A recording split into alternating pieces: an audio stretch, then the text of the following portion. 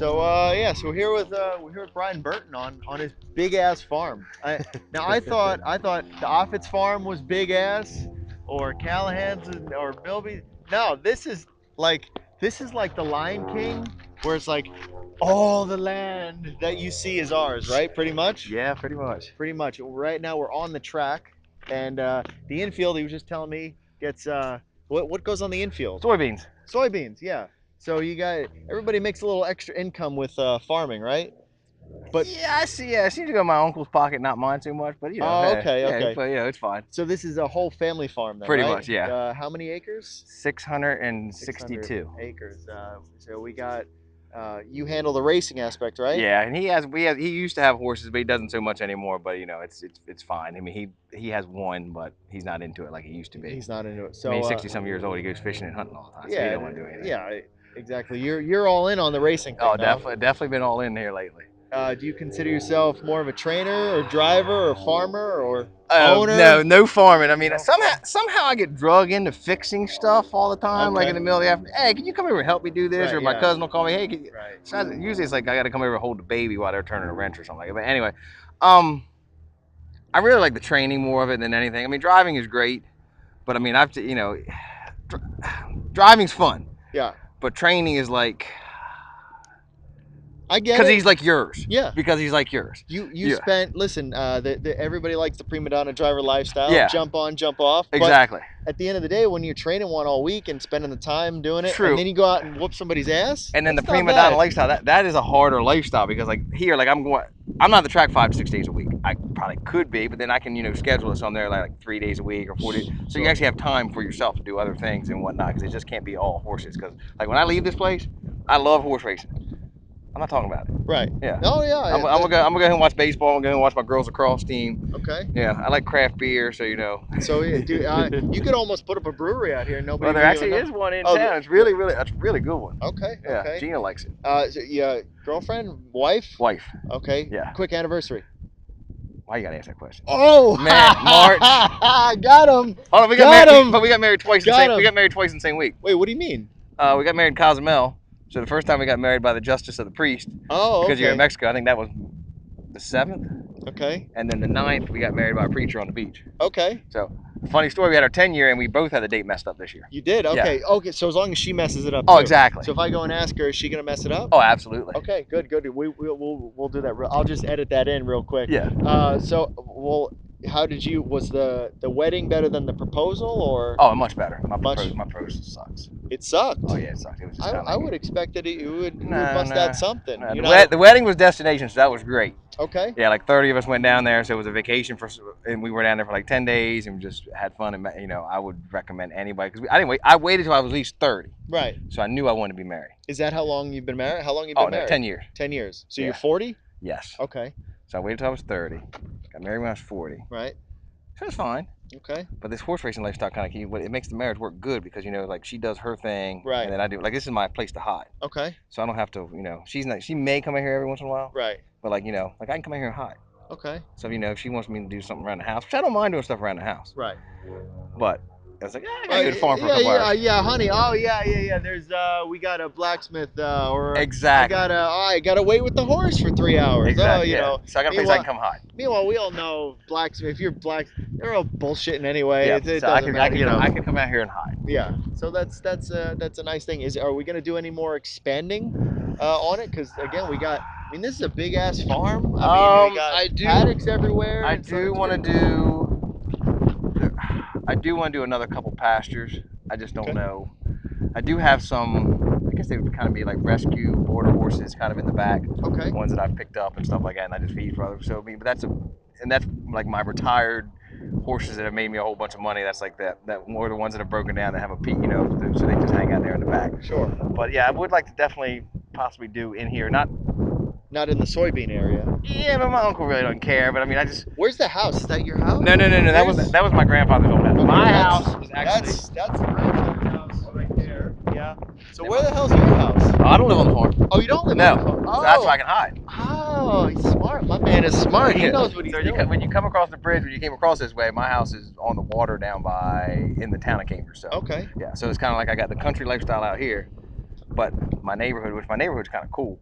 because it's not like a neighborhood. Like when you're in the neighborhood, you think, well, you got neighbors. My neighbors are pretty cool, but you won't see each other. Like I got on one side is a retired DC judge, and the other side is like Department of the Defense people. And I was Okay, like, okay. and then here I am, my country Here I ass. am, Yeah, your country ass being in there. sitting in the middle. So I think it's cool that you can have a little bit of both. Oh yeah, oh absolutely. Like me and my wife were thinking about buying or building over there, like pushing the old house down and then building over there, but then we were just kind of like, and then all of a sudden Zillow pops up and there's a foreclosure here. Bada boom, bada Oh boom. yeah, and we see the blue tape on the door and we're like, Do you like? Did you have to do some fixing? oh yeah, it was definitely a Do you fixer. like that? I'm learning. Okay. I'm learning. Like I'm Okay. good with hammers and nails out here and stuff Sure. like that. Yeah, fence posts are different. But yeah, like my there's no precision in what is it? My house was built in 32, and I said, you know what? While we're on a break, I'm gonna sand some of these doors in the house and Okay. everything like that. So I got nice sand and everything like that. All of a sudden, there's lead paint here and lead paint there, and then I was like, oh, this. So the doors, one door in the bathroom is still not on there. Okay, I was gonna say, did you cut any fingers off yet, or? No, I did that the other slam? day. I did that about 6 months ago, cooking with a mandolin. Okay. I think there's a thing called a guard you're supposed to use. But I said, Man stuff, guard. Well, see, in my precautions? cheap ass, I said, well, I can get one more slice out of Right. this potato. Yep. Oh yeah, I got it all right. Yeah. That and my fingers. So overall, I mean, the farm's gonna stay. Oh, yeah. And you got your house. Do you like? I'm imagining you raced this whole circuit area, right? Yeah, we went I went to Meadowlands. Oh, you travel even further. Yeah, out of I did. the circle. Well, I did. Yeah. I like going there. It's a very taxing trip. I mean, it's a 3.5, 4 hours Sure. trip, and actually the money is not that bad. But I mean, like, I understand they got the Yonkers draw and then they got the Chester draw, and then Poconos kind of has their own little niche. The problem I had with the Meadowlands the other night was the drag. Okay. Instead of being like 20 minutes in between races, it's like 28 and Yeah. like 30 and stuff. And I understand the business part of it because I mean I did have a real job at one point, so I understood the business part of it. Wait, you had a real job? Oh yeah, before I did What'd this, I had a what'd real you job. do? We had there's a company over top of those trees. They're a very large metal conveyor belt Okay. company. They just make the conveyor belts? Yes. Okay. And I traveled for them and like helped troubleshoot or do installs and stuff like that. But it was cool. Like so, I got to see like how a lot of potato chips were made, a lot I of was gonna say, pretzels, yeah. taco. I had all the snack foods. So I had a cool account. So you would just grab snacks every once in a while? Yeah, and they would call me and be like, or my boss at the time, she'd be like, "Can you go here?" I was like, "Yeah." And I went to states I never been. Would you ever think about going to Arkansas? No, what's in Arkansas? Oh, it's a beautiful state. Like they got the Ozarks, it's beautiful, like these great big beautiful lakes and everything. Actually, it's funny. Mike Tanner they had a racehorse. Uh-huh. All racehorses, quarter horses. They had a convention in Arkansas, and we were emailing back and forth, and he was telling me how he was partying in Arkansas. I would never have thought. I would never thought. But then I was in Texas one time, and I was in where was I? I was leaving this one guy. He makes equipment. I was leaving his place. He said, "Where are you going?"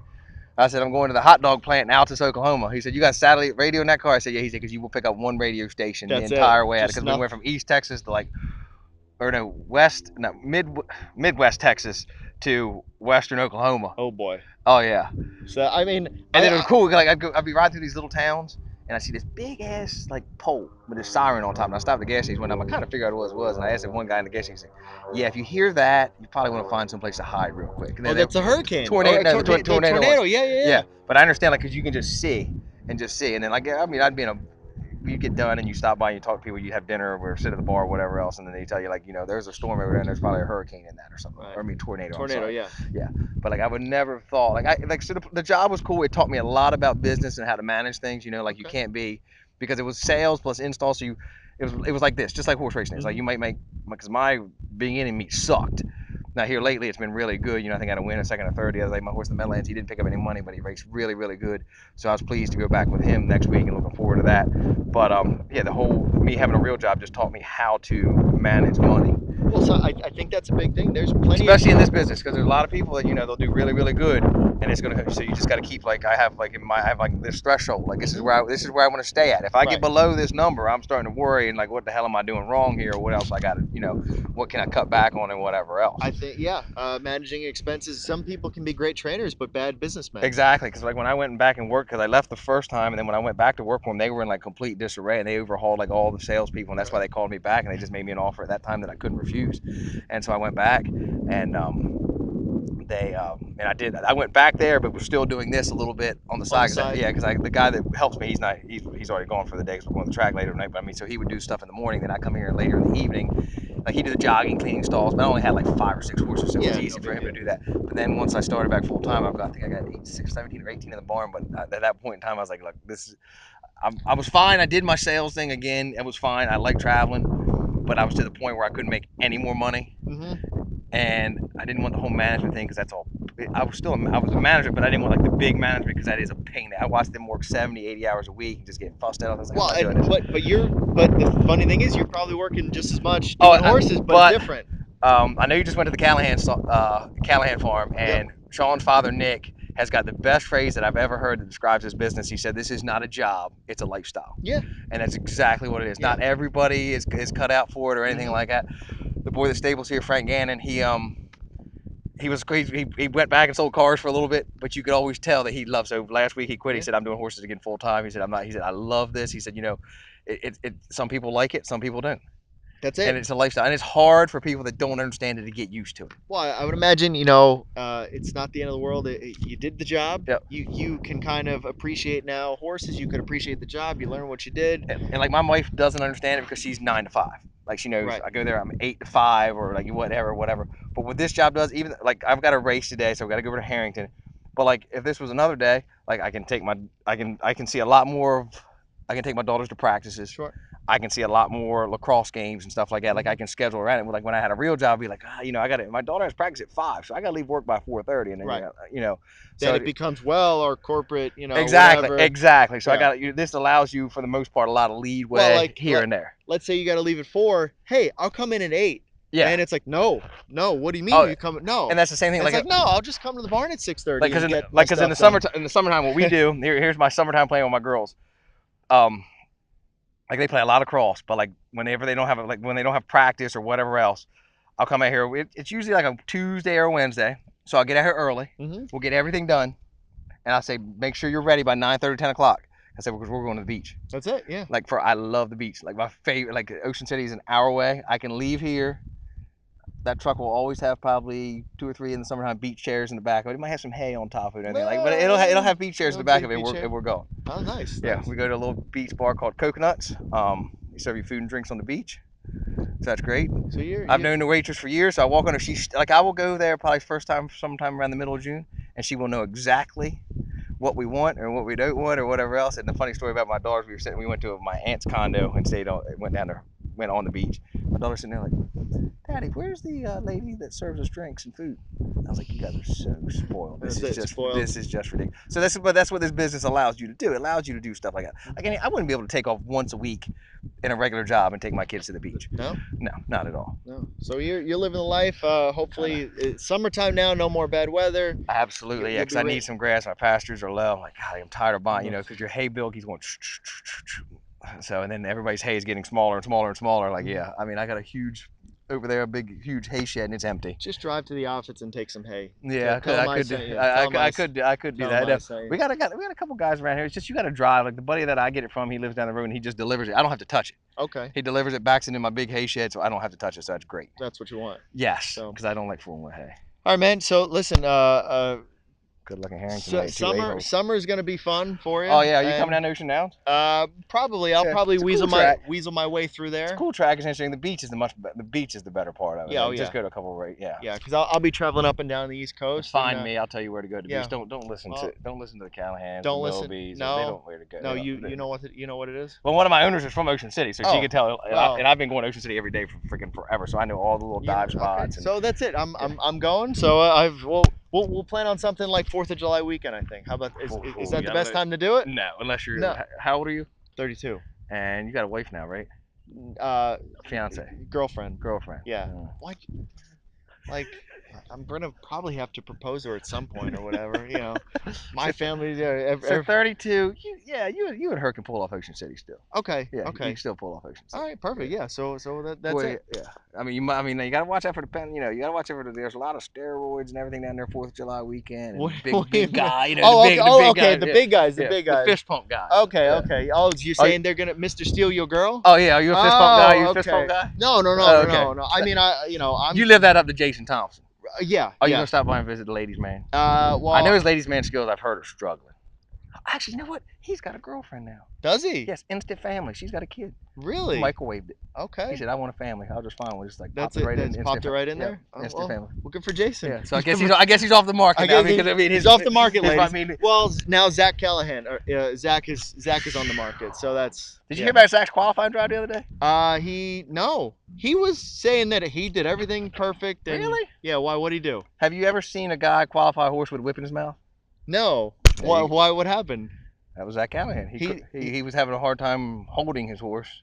Oh. So he locked his wrist in a handhold and was Okay. going behind the gate with a Really? whip in his mouth. Wow. But he okay, only there said you it was for go. a few seconds. I'm like, For a few seconds. you're over a quarter mile with the whip in your mouth. Okay. Listen, you got to give him shit when. Oh, when- yeah. I'm sure we all got But shit. you know what when- Zach does have that me and you What? probably don't have? He's got really pretty hair. Oh, I know.